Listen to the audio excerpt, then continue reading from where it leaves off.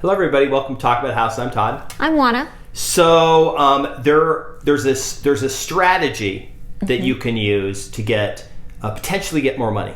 Okay. On when you're selling your house. Mm-hmm. It's something that agents have kind of done in the past, but now there's actually an in writing way to inform the seller that you're going to do this tactic. Mm-hmm. Okay. Now, it used to be you were not allowed to disclose other offers. Mm-hmm. The existence of them unless the seller gave you permission. So if the agent said you have other offers, unless the seller said you can tell them, you couldn't do that. So they actually added to all the listing agreements. This, I'll read the verbiage to you. Seller does or does not authorize broker to disclose the existence of multiple offers to purchase the property to potential buyers. Now, okay, we'll talk about that one first, and we'll talk about the other one because the other one's really cool. Mm-hmm. Okay. Now, a lot of you are thinking, well, that's stupid. Why wouldn't you want to tell the other parties about other offers because they would bid more money, yada yada yada. Okay. Well, some people would and some people wouldn't. Right. There are people who say, oh, if there are other offers, then I'm not interested in competing. Yeah. So here's the exact scenario. Had a phone call. I got 2 offers on this property that I'm listing, and we'll just say the list price was $300. It was about $300. It might have been $310. I had 2 offers that were like terrible. I think one was $275 and one was $280. Mm-hmm. And a third agent called and said, hey, I got a client. He likes the house, wants to make an offer, but he doesn't want to get into a bidding war. So if you have other offers, we're not going to compete. Well, back then the listing agreement didn't have any verbiage in it. I didn't have permission from the seller. I said, no, just send me your offer. Which was, I couldn't tell him that there were other offers. I said, no, send me the offer. Now, if I hadn't said that, if I'd said, no, I got 2 other offers, he could have bailed. And if he'd have bailed, he wouldn't. I think he offered $310 and he got the house. And remember, the other offers, I had offers, but they were crappy, right? So sometimes it's possible to disclose the term or disclosing the presence of an offer without the terms or anything. You hurt your seller potentially if they're really bad. Right? Okay. So you have to have it in writing and permission. This is all Nevada. This is what you have. Other states, I don't know how they do it, but Nevada, you have to have permission to disclose that there's other offers. And then you don't have to tell exactly how many, because that's usually the second question. Is it 5? Is it 20? How many? Well, and I think offers. People who ask how many offers, I think that's a silly thing to ask, because let's say for the sake of argument that the house is listed for $500,000 and you have 5 offers and the offers are between $470 and $525. Does it make any difference if you have 5 offers between $470 and $525 or 55 offers between $470 and $525? It doesn't really make any difference because the seller is going to probably only entertain the highest offers and then negotiate those, and the lower offers will never get looked at anyway.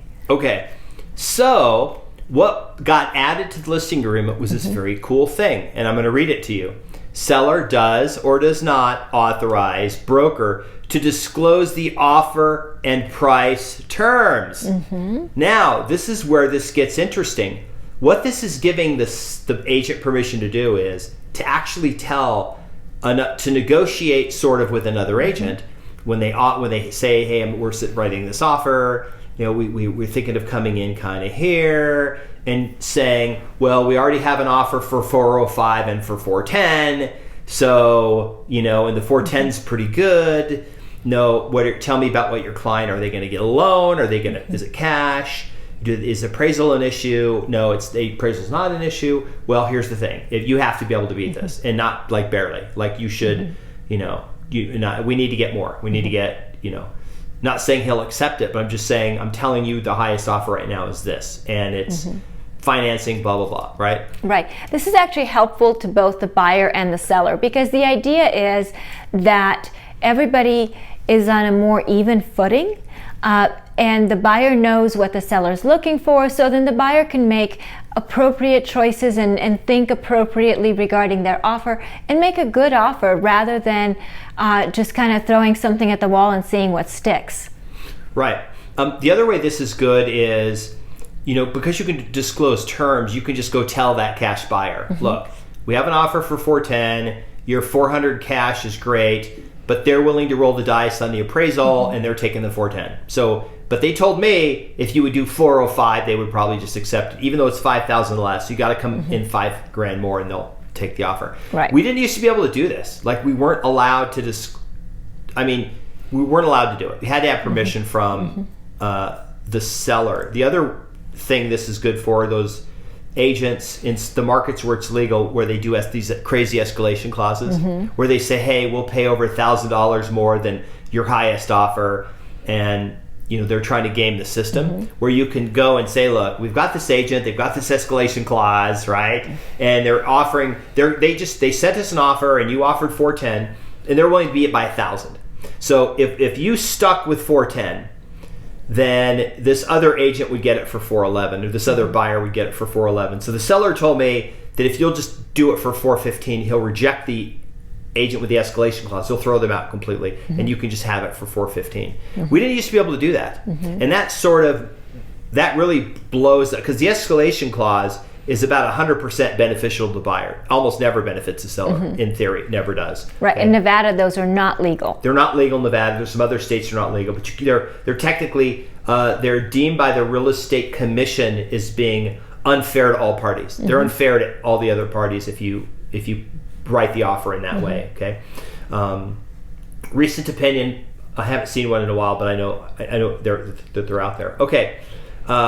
I think this is a very cool tactic. It is. I think it's helpful. I think the more transparency we can have, the healthier it is for the market, the healthier it is for all the parties involved.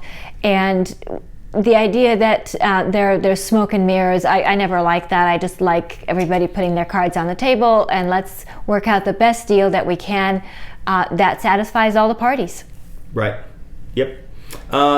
If you are interested in selling your house in Las Vegas and you need help with that, you can just leave us a comment, or you can call us. Our information's below in the video. Also, anywhere in the U.S., if you need an agent to buy or sell, you can just reach out to us. We can get you an agent through Referral Cloud. Absolutely. And what else? Please subscribe, hit the notification bell, like the video, and share the video. Yep. And last but not least, see you on the next video. All right. Bye. Bye.